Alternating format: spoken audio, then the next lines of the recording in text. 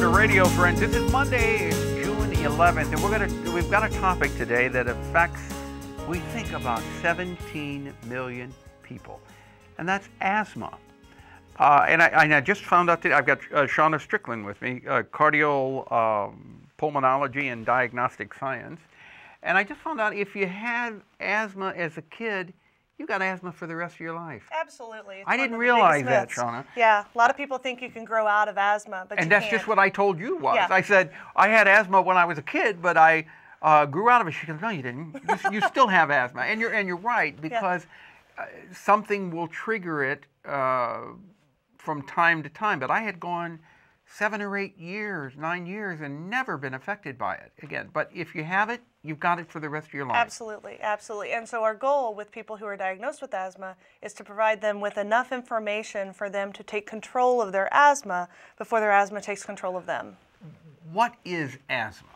Asthma is a disease process that produces in your lungs, at the very bottom of your lungs, your airways are ringed with muscles.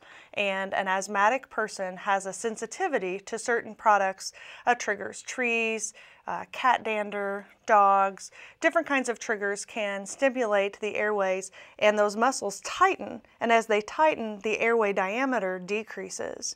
It also causes some inflammation, so the inside of that airway becomes swollen, and that decreases the diameter even more. And it can happen very, very quickly. Absolutely. Now, absolutely. You can die from an asthma Absolutely. attack.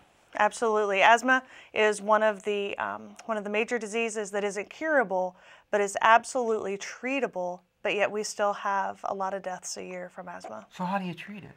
We have a lot of different medications. Some people do really well with a short-term medication, similar to a drug called albuterol, and that's a reliever medication that releases that smooth muscle so that it opens up the diameter of the airway. So then it's kind of tricking the body, telling the body, wait a minute, you're overreacting to something. Exactly. You don't have to do that. Exactly. But what we don't really want is for people to control their asthma with that kind of medication. What we really want is a long-term control. So we do have some inhaled products that are corticosteroids. That's not the steroids that the athletes take. We don't want those kinds of steroids. These steroids are inhaled, and it reduces the inflammation, and it provides a long-term control of asthma, so there are fewer exacerbations. Can you your body changed over the years as to what triggers an asthma attack? Sometimes. Sometimes your levels of sensitivity grow a little dull, so you don't react quite so well to that one. But then you also might acquire new sensitivities as you age. Now, when I was younger, and not all that long ago, 8, 9 years ago, I was terribly allergic to cats, and that would trigger an asthma attack. Now I have 3 cats, and it doesn't bother me at all. Is that because the body has become desensitized to that? A little bit. Also could be that your airways are larger, and the reaction caused by the cat sensitivity isn't quite as dramatic in an adult lung as it was in a child's lung. Okay, but no, you're here also to talk about CatchYaBreath. Yes. Is that a camp? CatchYaBreath. What is that? Yes, that is a camp designed specifically for children with asthma. Children who have moderate to severe asthma are unable to go to a traditional camp. These children are very sensitive to triggers, some of them found in the outdoors, and they have a hard time controlling this asthma. Many of them are on long-term medications that they take 2 or 3 times a day. So sending them to a camp without medical staff is difficult because without medical staff, the counselors wouldn't be able to help the child remember to take the medication, and may not be able to respond well if the child has an asthma exacerbation. So Camp CatchYaBreath, though, this is an outdoor camp? It is an outdoor camp, and it's staffed entirely by medical volunteers, respiratory therapists, physicians, and nurses. This is a collaborative project with the University of Missouri and Washington County Memorial Hospital in Potosi, Missouri.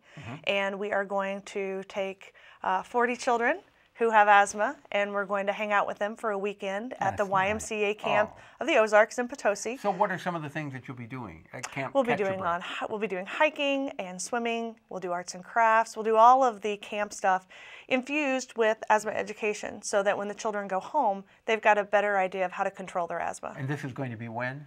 The Potosi camp is June 15, 16, and 17. So this is June 11. It's coming up in just a couple of days. Is it too late for, if somebody hearing this now wants to get involved with it? Well, not really, because we'll have a second camp in Columbia on June 29, 30, and July 1st. Okay, so somebody hearing you talk can about call me or email me, absolutely. If they have a child with asthma, or if they know of someone. Yes. What age group are you talking about? 7 to 13 years of age. Okay, and what's the telephone number to call?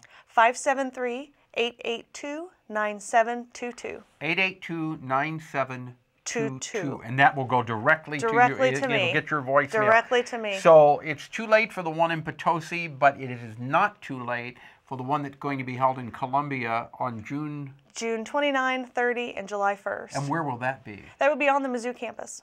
Okay. Yeah, and it's not too late to send donations too. The big part about Camp CatchYaBreath is that it's totally free to the campers.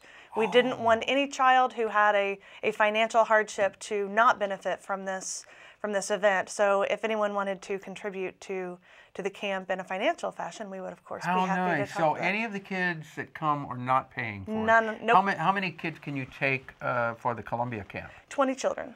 Okay. And our goal eventually is to expand to all four corners of Missouri, and then another one in Columbia. So 5 camps a year. All right. So if you know of a child who has asthma and they would like to go to camp, the one in Columbia will be June the 29th, 30th, and July 1st. And July 1st.